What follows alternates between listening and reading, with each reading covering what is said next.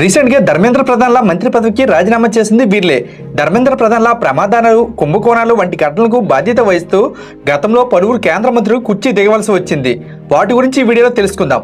2017లో Suresh Prabhu railway మంత్రిగా, 2000లో మమతా బెనర్జీ కూడా railway మంత్రే, 1999లో Nitish Kumar railway మంత్రి, 1956లో లాల్ బహదూర్ శాస్త్రి రైల్వే మంత్రిగా రాజీనామా చేశారు.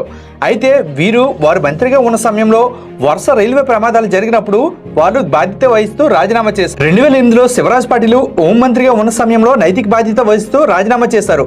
ఇక 1993లో మాధవరావు సింధియా పౌర విమాన శాఖ మంత్రిగా ఉంటారు.